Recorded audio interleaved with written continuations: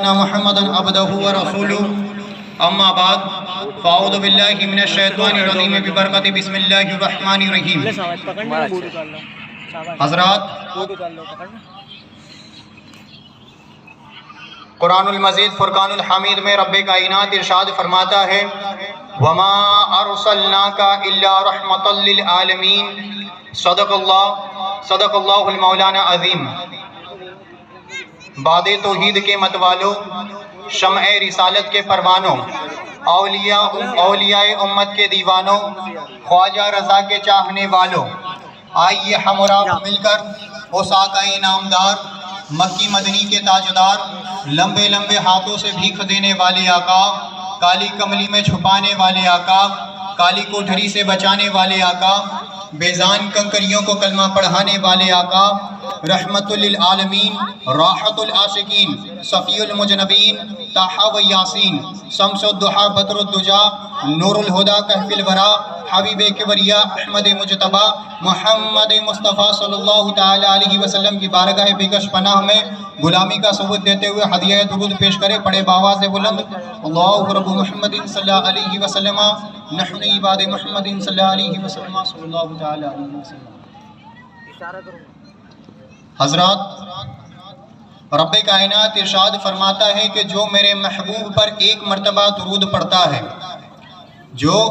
میرے محبوب پر ایک مرتبہ درود پڑھتا ہے تو رب کائنات اپنے فرشتوں کو حکم دیتا ہے اے فرشتوں اس پر 10 مرتبہ درود پڑھو، اور جو 10 مرتبہ درود پڑھتا ہے تو رب کائنات عرض کرتا ہے اے فرشتوں اس پر 100 مرتبہ درود پڑھو، اور جو 100 مرتبہ درود پڑھتا ہے تو رب کائنات ارشاد فرماتا ہے فرشتوں گواہ ہو جاؤ کہ اس نے میرے محبوب پر 100 مرتبہ درود پڑھا، میں نے اس خوشی میں اسے جہنم سے آزاد کر دیا۔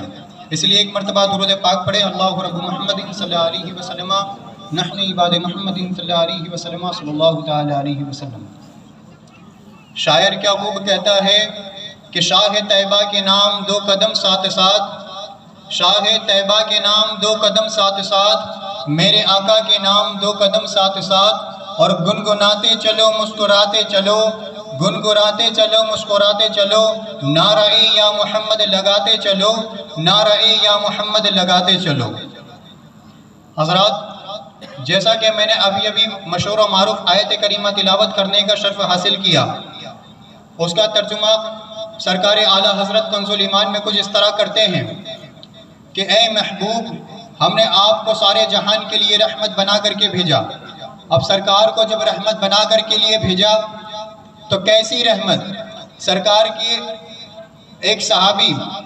کیا خوب کہتے ہیں کہ ایک مرتبہ کی روایت کرتے ہیں کہ حضرت کثیر بن کیش رضی اللہ تعالی عنہ کیا روایت کرتے ہیں، حضرت کثیر بن کیش فرماتے ہیں کہ ایک مرتبہ حضرت ابو درداء رضی اللہ تعالی عنہ کی بارگاہ میں ایک شخص آیا۔ حضرت ابو درداء رضی اللہ تعالی عنہ آپ دمشق کی مسجد میں بیٹھے ہوئے تھے، آپ کی بارگاہ میں ایک شخص آیا اور آنے کے بعد عرض کرنے لگا اے ابو درداء آپ مجھے یہ بتائیں کہ میں نے مدینہ المنورہ میں سنا ہے کہ ابو درداء کے پاس ایک حدیث موجود ہے، وہ حدیث بہت ہی مشہور و معروف حدیث ہے۔ جب حضرت ابو درداء سے یہ بات کہی گئی تو حضرت ابو درداء رضی اللہ تعالیٰ عنہ ارشاد فرماتے ہیں ہاں میرے پاس ایک حدیث موجود ہے جو میں نے خود سرکار دو جہاں صلی اللہ تعالیٰ علیہ وآلہ وسلم سے سنی ہے۔ تو وہ شخص کہنے لگا اے ابو درداء مجھے بھی وہ حدیث بتلائیں، مجھے بھی وہ حدیث کا درس دیں، کیونکہ میں وہ حدیث کو سیکھنے کے لیے مدینہ المنورہ سے آیا ہوں۔ جب یہ بات اس شخص نے کہی، اس آنے والے شخص نے جب یہ بات کہی تو حضرت ابو درداء رضی اللہ تعالی عنہ کہتے ہیں، حضرت ابو درداء رضی اللہ تعالی عنہ فرماتے ہیں کہ سرکار دو جہاں صلی اللہ تعالی علیہ وآلہ وسلم نے ارشاد فرمایا کہ جس شخص نے علم حاصل کرنے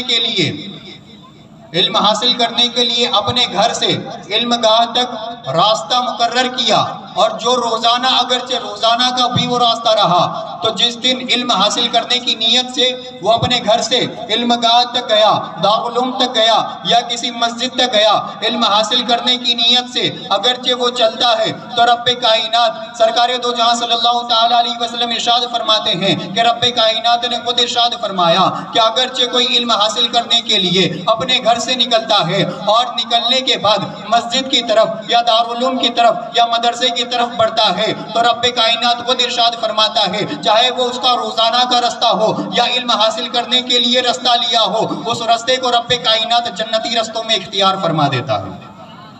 اس رستے کو رب کائنات جنتی رستوں میں اختیار فرما دیتا ہے۔ اسی لیے تو رب کائنات نے سرکار کو دونوں جہان کے لیے رحمت بنا کر کے بھیجا۔ اس آیت پر نظر ڈالنے کے لیے میں آپ کو مدینہ المنورہ کی سرزمین پر لیتا چلوں۔ ایک مرتبہ کا ذکر ہے کہ سرکار دو جہاں صلی اللہ تعالیٰ علیہ وآلہ وسلم مدینہ المنورہ کے اندر حضرت ماں عائشہ صدیقہ کے حجرے سے نکلتے ہیں اور مسجد نبوی کی طرف بڑھتے ہیں۔ جب حضرت حجرے عائشہ صدیقہ سے نکلنے کے بعد مسجد نبوی کی طرف بڑھتے ہیں، مسجد نبوی میں داخل ہوتے ہیں۔ مسجد نبوی میں داخل ہونا تھا، مسجد نبوی میں داخل ہونے کے بعد کچھ لوگ عبادتیں کر رہے ہیں، کچھ لوگ گریہ وزاری کر رہے ہیں، کچھ لوگ نمازیں ادا کر رہے ہیں، کچھ لوگ دعائیں مانگ رہے ہیں، سب اپنے کام میں مشغول ہیں۔ سرکار آگے بڑھتے ہیں، آگے بڑھنے کے بعد نماز کے لیے ہاتھ اٹھاتے ہیں، تکبیر کے لیے ہاتھ اٹھاتے ہیں۔ ہاتھوں کو کانوں کی لو تک لے جانا تھا، کان میں ایک صدا گونجتی ہے، کان میں جو ہی اس صدا کا آنا ہوا، کانوں میں ایک صدا کا آنا ہوا، کانوں میں سرکار کی ایک صدا گونج اٹھی، جو ہی کانوں میں ایک صدا کو آنا ہوا، سرکار مدینہ المنورہ کے اندر مسجد نبوی کے باہر نکلتے ہیں۔ مسجد نبوی کے باہر نکلتے ہیں، عبادت کرنے والا عبادت کر رہا ہے، گریہ وزاری کرنے والا گریہ وزاری کر رہا ہے، دعائیں مانگنے والا دعائیں مانگ رہا ہے، سب اپنے کام میں مشغول ہے۔ میرے سرکار باہر نکلتے ہیں، مسجد نبوی کے باہر نکلنے کے بعد ایک ایسے گھر کی طرف جاتے ہیں، ایک ایسے گھر کی طرف دستک دیتے ہیں، ایک ایسے گھر کی طرف جانے کے بعد دستک دیتے ہیں جو گھر نہ تو سرکار کے کسی صحابی کا تھا، جو گھر نہ تو سرکار کے کسی عاشق کا تھا، جو گھر نہ تو سرکار کے کسی چاہنے والے کا تھا، جو گھر نہ تو سرکار کے کسی ماننے والے کا تھا، جو گھر نہ تو سرکار کے کسی نہ تو غلام کا تھا، جو گھر نہ تو کسی سرکار پر درود پڑھنے والے کا تھا۔ ایک ایسے گھر پر سرکار دستک دیتے ہیں جو ایک یہودی کا گھر تھا۔ سرکار نے جب اس گھر پہ دستک دی، اندر سے آواز آئی، کون ہو؟ جو ہی آواز آنی تھی سرکار ارشاد فرماتے ہیں میں محمد بن عبداللہ ہوں۔ جو ہی اتنا کہنا ہوا میں محمد بن عبداللہ ہوں، جو ہی میرے آقا نے اتنا کہا تو اندر سے آواز آئی آپ تو وہی ہیں آپ تو وہی ہیں آپ تو وہی ہیں جو اپنے آپ کو آخر نبی کہتے ہیں، آخر الزماں کہتے ہیں، اپنے آپ کو آخری نبی کہتے ہیں، رب کا آخری پیغمبر کہتے ہیں۔ جو ہی اتنا کہنا تھا میرے سرکار ارشاد فرماتے ہیں ہاں میں وہی ہوں جس کو تم نبی نہیں مانتے، ہاں میں وہی محمد بن عبداللہ ہوں۔ جو ہی اتنا کہنا ہوا اس نے اندر سے کہا آپ میرے گھر پر کیوں آئے ہیں؟ آپ کو یہاں کیا کام ہے؟ جو ہی اتنا کہنا تھا میرے آقا ارشاد فرماتے ہیں تمہارے گھر میں ایک بچہ ہے جو رو رہا ہے، اس کے رونے کی آواز مجھ سے برداشت نہ ہوئی، اسی لیے اسے چپ کرانے کے لیے آیا ہوں۔ جو اتنا کہنا ہوا، جو اتنا کہنا تھا، جو ہی اس یہودی کا اتنا سننا تھا، یہودی کہنے لگا کہ بچہ میرا ہے، گھر میرا ہے، بچہ میرا روتا ہے، تکلیف آپ کو کیا ہے؟ جو ہی اس کا اتنا کہنا ہوا میرے آقا ارشاد فرماتے ہیں کہ رب کائنات نے مجھے ایسا دل دیا ہی نہیں کہ کسی کا رونا مجھ سے برداشت ہو جائے۔ سبحان اللہ، سبحان اللہ۔ رب کائنات نے مجھے ایسا دل دیا ہی نہیں کہ کسی کا رونا مجھ سے برداشت ہو جائے۔ اسی لیے تو میرے رب تبارک و تعالیٰ نے